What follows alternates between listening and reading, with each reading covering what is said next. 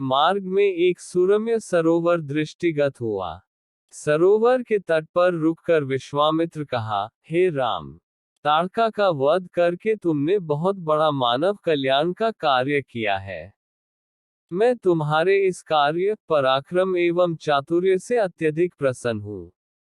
मैं तुम्हें कुछ ऐसे दुर्लभ अस्त्र प्रदान करता हूँ जिनकी सहायता से तुम दुर्दमनीय देवताओं, राक्षसों, यक्षों, नागादिकों को भी परास्त कर सकोगे।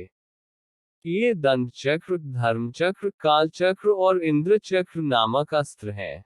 इन्हें तुम धारण करो। इनके धारण करने के पश्चात तुम किसी भी शत्रु को परास्त करने का सामर्थ्य प्राप्त कर लोगे। इनके अतिरिक्त मैं तुम्हें विद्युत निर्मित वज्रास्त्र, शिव जी का शूल, ब्रह्मशिर, अशीक और समस्त अस्त्रों से अधिक शक्तिशाली ब्रह्मास्त्र देता हूँ। इन्हें पाकर तुम तीनों लोकों में सर्वाधिक शक्ति संपन्न हो जाओगे। मैं तुम्हारी वीरता से इतना अधिक प्रसन्न हूँ कि तुम्हें प्रचंड मोद की व शिखर नाम की गदाएं प्रदान करते हुए मुझे अत्यंत हर्ष हो रहा है। मैं तुम्हें सूखी और गीली दोनों ही प्रकार की अश्विनी व पिनाक के साथ ही साथ नारायणास्त्र, आग्नेयास्त्र, वायव्यास्त्र, हयशिरास्त्र एवं क्रौंच अस्त्र भी तुम्हें प्रदान करता हूँ।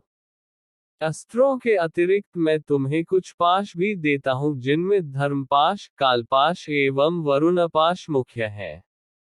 इनके पाशों के द्वारा तुम अत्यंत फुर्तीले शत्रु को भी बांधकर निष्क्रिय बनाने में समर्थ हो जाओगे। राम, कुछ अस्त्र ऐसे हैं जिनका प्रयोग असुर लोग करते हैं। नीति कहती है कि शत्रुओं को उनके ही शस्त्रास्त्रों से मारना चाहिए।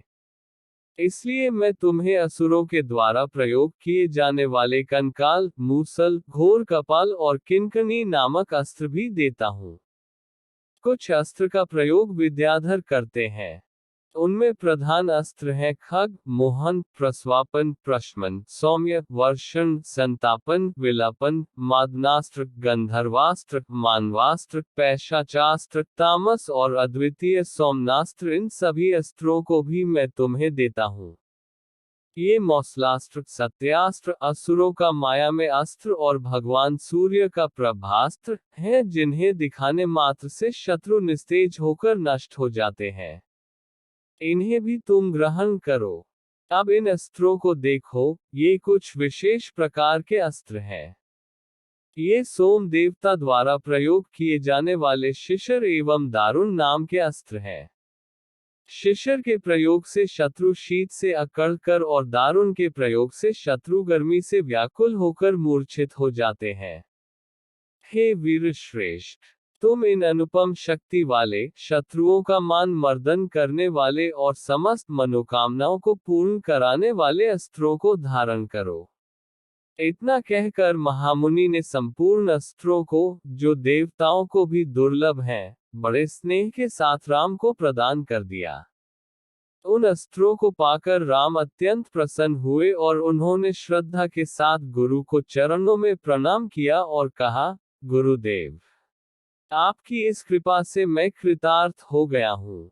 अब देवता, दैत्य, राक्षस, यक्ष आदि कोई भी मुझे परास्त नहीं कर सकता। मनुष्य की तो खैर बात ही क्या है, किंतु मुनिव, इसी प्रकार के अस्त्र गंधर्वों, देवताओं, राक्षसों आदि के पास भी होंगे और उनका प्रयोग वे मुझ पर भी कर सकते हैं।